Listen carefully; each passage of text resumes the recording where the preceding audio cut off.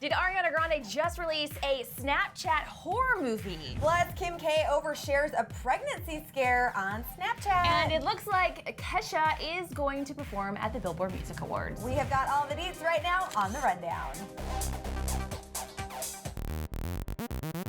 What's up, guys? Welcome back to the Daily Hollywood Rundown. Today, we're talking so much about the Billboard Music Awards, Ariana Grande, Kesha.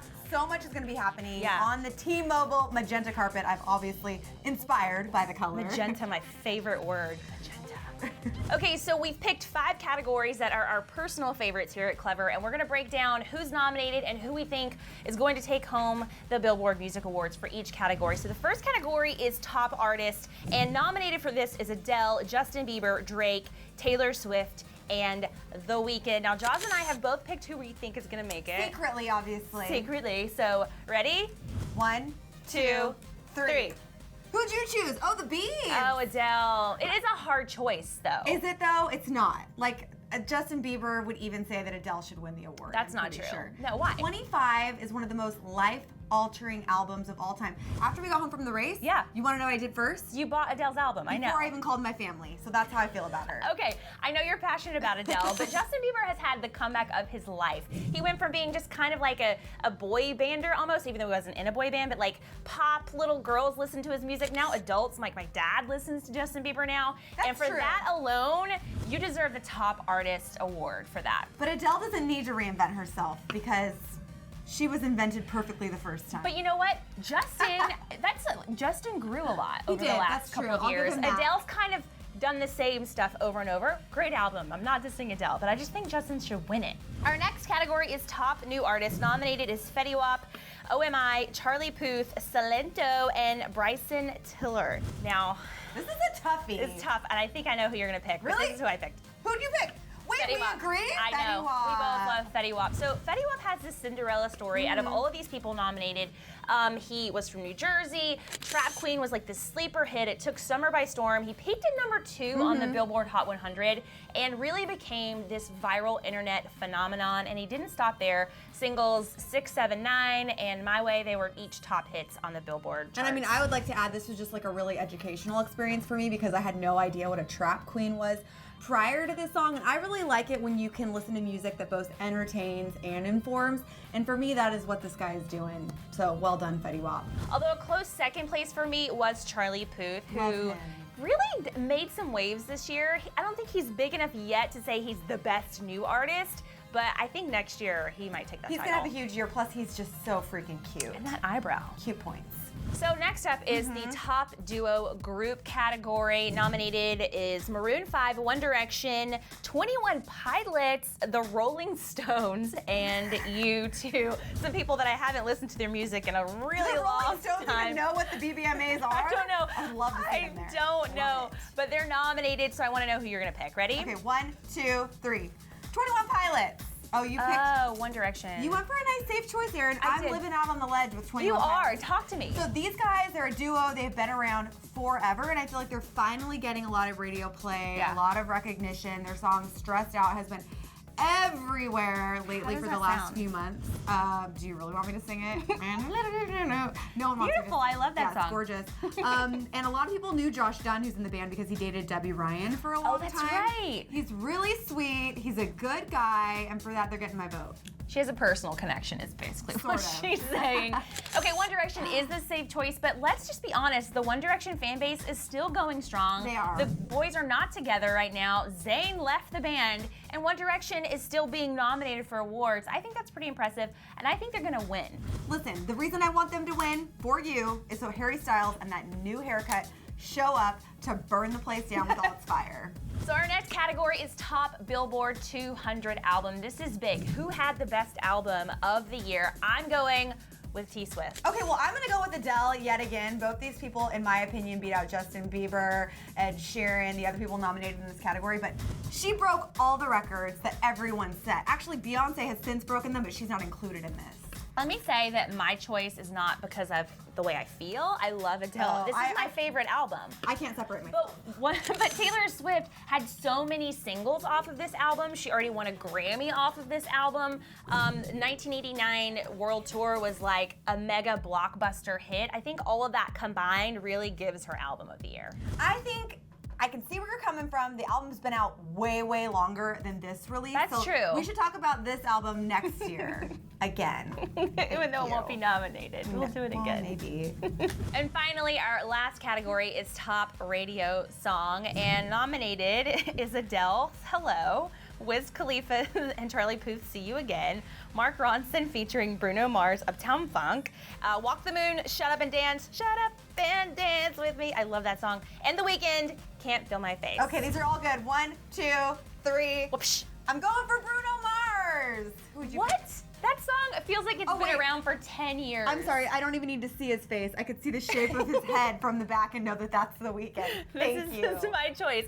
Okay, why Uptown Funk, Jocelyn? Okay, because there is not a human being on the planet who could listen to this song without dancing. This song is just so effortlessly perfect to all demographics, all ages. I feel like this could bring the world together. I don't know what the hell's going on over there. But the world is not together as of this moment, so it didn't bring the world together. Which is why this song needs to win, to spread some more love. The Weeknd, Can't Feel My Face. You can't meet a person who doesn't know this song. This song is in every shopping mall I'm in, everyone's car that I sit in. You can't escape it. It was one of the biggest hits of the year. And it's an awesome song. A lot of people compared him to Michael Jackson in this song. Disagree. But he has a great smile with those teeth right there. And a great hairstylist. Yeah, exactly.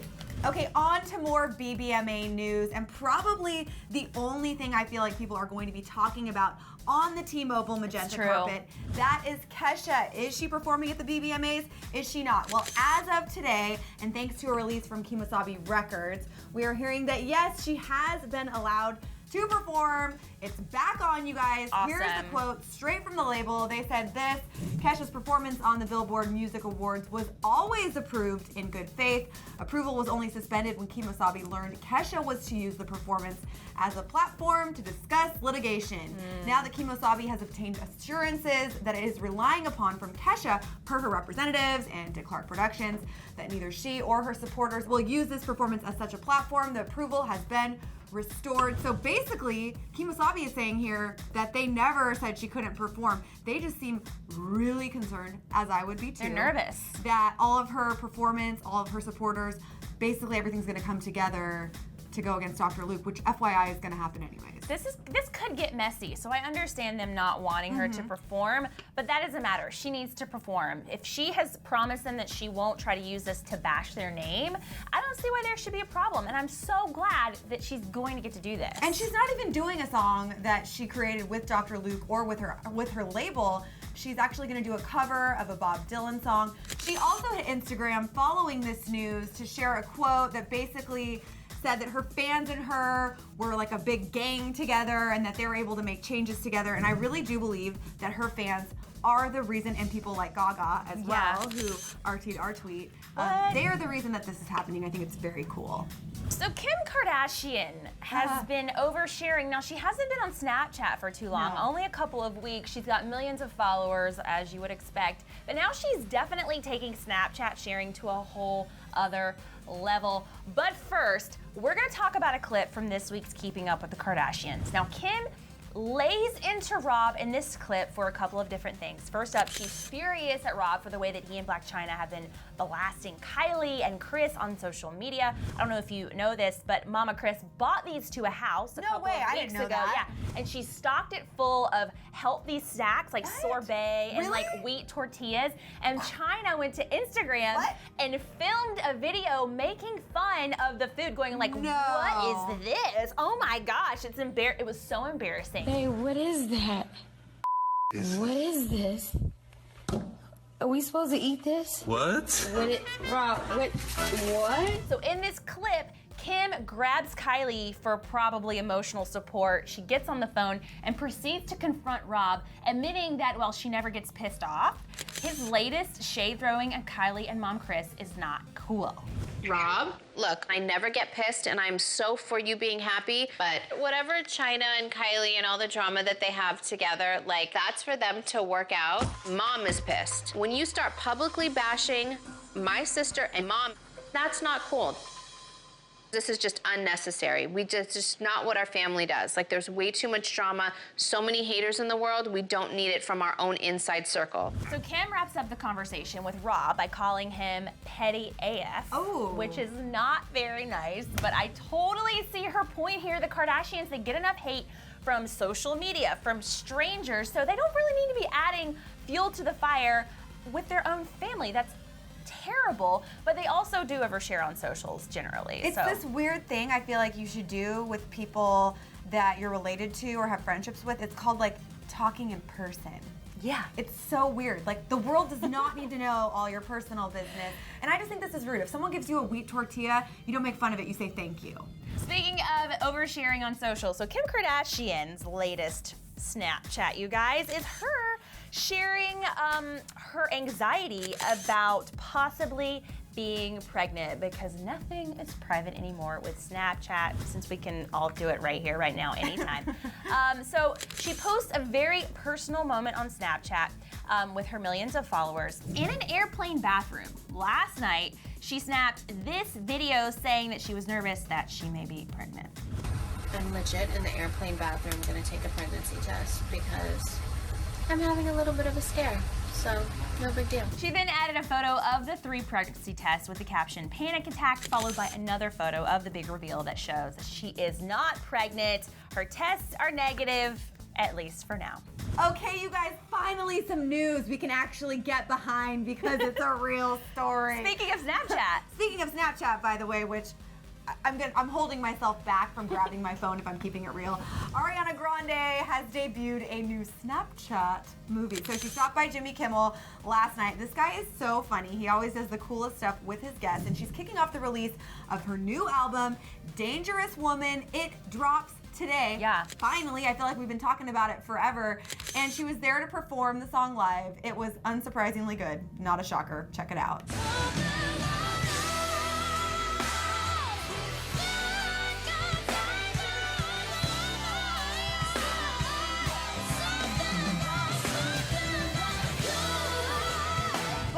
Better than that was the fact that she taped this hilarious Snapchat horror movie trailer for, I'm sorry to tell you, it's a fake movie. It's called #Dogface. Is this a biopic about me? I'm not sure.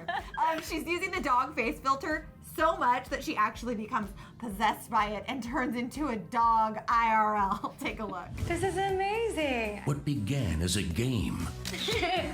Wait. This one's my favorite. Oh, look how cute. Stop. Became I love being a dog. a nightmare. Oh, God.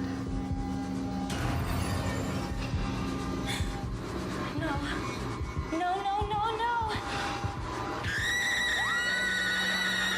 Okay, I feel like I've seen people in the world actually become possessed by Snapchat.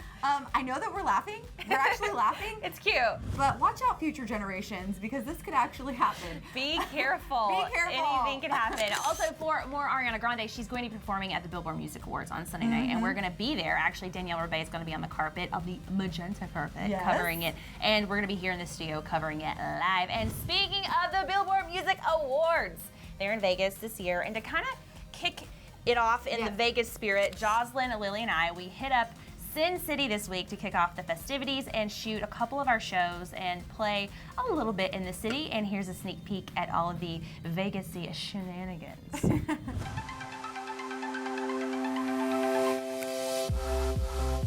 Is this a submarine? Here go my eyebrows. See you later. Oh my gosh. I can barely hit a bite. There's so much happening here.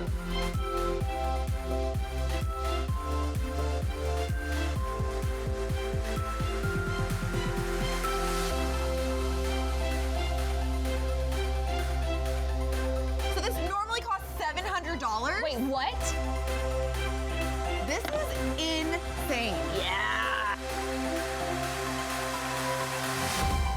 You guys, that brings this episode of DHR to a wrap, but we are dying to know it's Friday. Yeah. Sunday, Billboard Music Awards. Do you agree with our predictions or do you have different opinions? Feel free to share. Yeah, Comment section. share in the comments. Also, do you think that people have problems oversharing on Snapchat?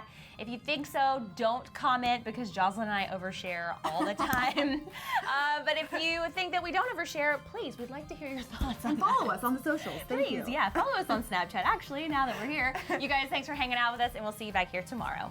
For a throwback of Zac Efron like you've never seen before, click in that box on the left. And over on the right, did Demi Lovato just diss Taylor Swift again? You gotta click to find out.